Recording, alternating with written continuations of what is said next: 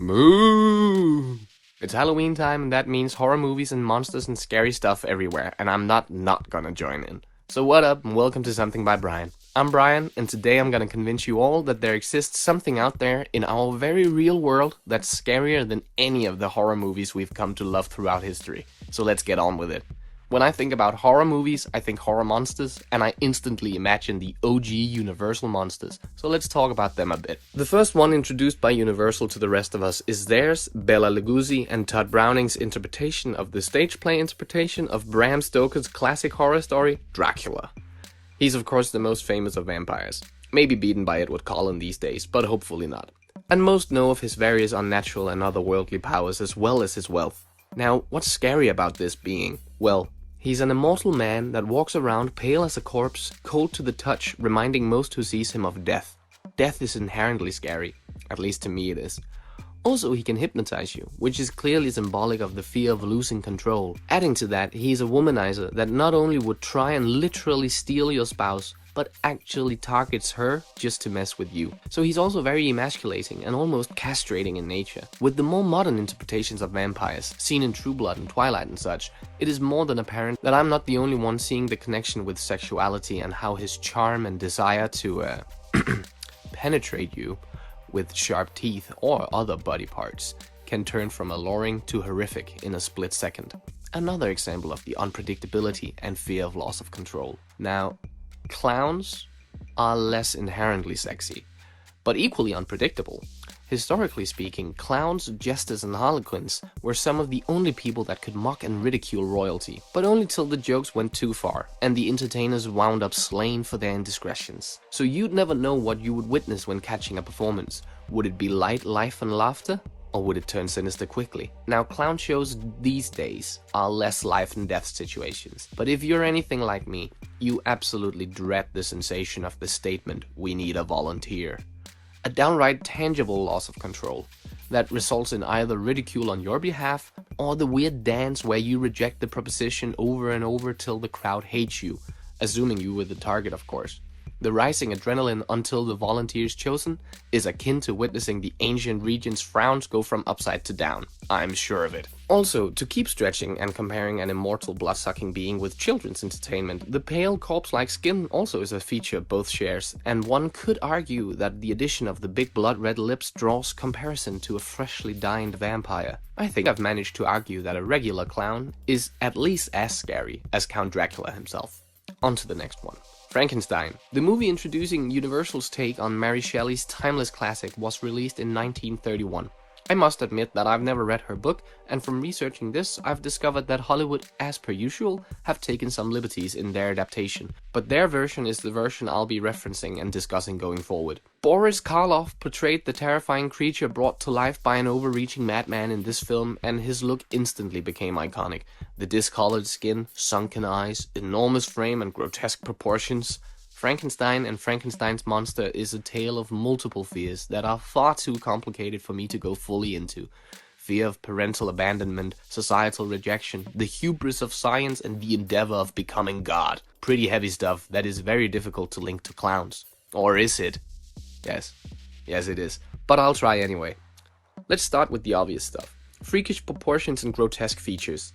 Clowns in the monster shares that pretty heavily, and while clowns might not be covered in scars and bolts, their oversized pants, shoes, hairstyles and noses and whatnot still results in a human but not entirely silhouette, which is commonly unsettling due to the fact that it is nearly recognizable, but something is off. Uncanny even. That is off-putting to most. Now it's time for leap-taking and fickle arguments. The societal rejection fear and parental abandonment themes I just mentioned, while not ever present in every clown act, a type of clown does exist that relies pretty heavily on the grimmer side of reality. The Tramp, an American character clown type that was often depicted as unemployed, homeless and with a big frown on a dark 5 o'clock shadow. These sad sacks challenged the audience by confronting them with harsh realities, much like Frankenstein's monster challenged his onlookers to see past the rough exterior and find the human within. Few things are more horrifying than being made aware of one's own prejudice. See? I managed to find a way to link them. 2 monsters beaten. We march on. Another of the classic monsters portrayed by Boris Karloff is the Mummy. Released in 1932, The Mummy is a bit of a slow burner compared to the previous two, and rather than a mindless brute like Frankenstein's monster and some modern interpretations that are more akin to zombies, this mummy is a calculated, determined, vengeful undead who seeks to destroy you with curses and magic if you stand in its way. Like Dracula, the visage of a mummy reminds onlookers of death due to the corpse-like, well, not corpse-like, it is a corpse. So, due to the dead being in front of you, you are very much confronted with death. But unlike Dracula, this being is not as much sudden and unpredicted death. It's more symbolic of the dreadful creeping death of diseases and contagion, slowly but surely eating away at you. And does any clowns remind you of diseases? I can think of one. One that not only reminds you of sickness, but something far worse. Sick kids. And you won't hear me say anything bad about them. They are beautiful people trying their best to bring laughter and hope where it is the most hardest to come by.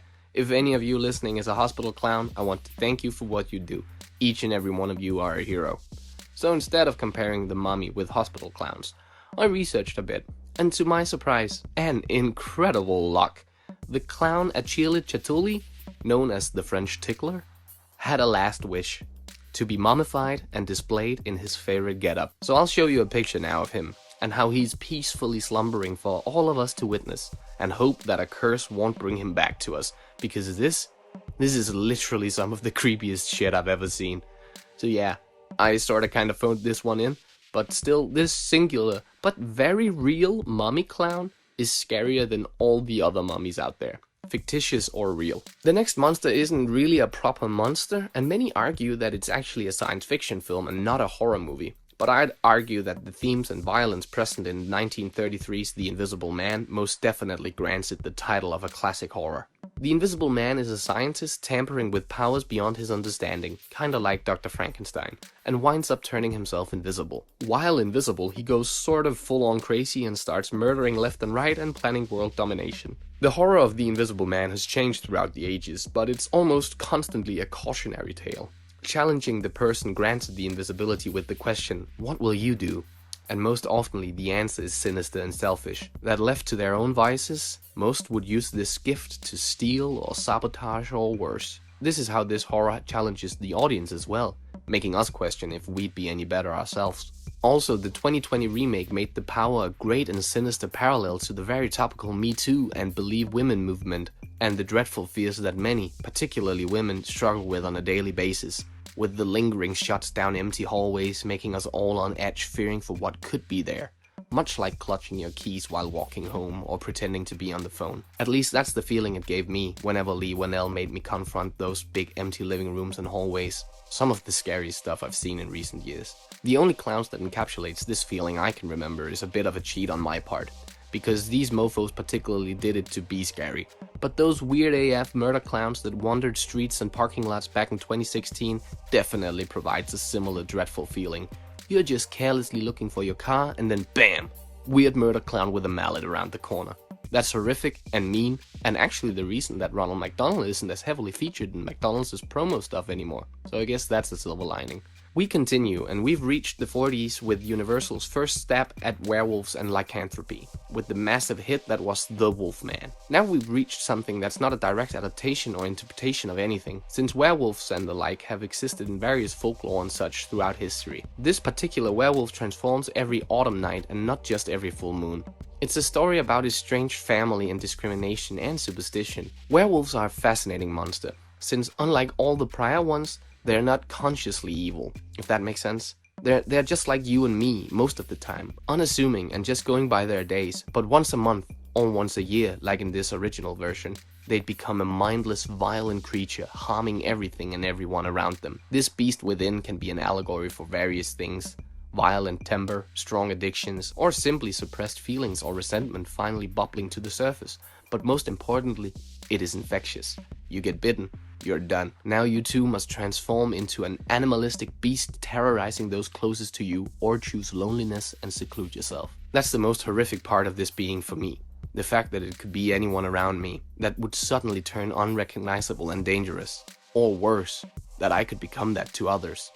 It makes this beast way more sympathetic and relatable than most monsters, and therefore werewolves are often very tragic in nature. And in a way, within all of us, the possibility The horrifying potential of a clown exists.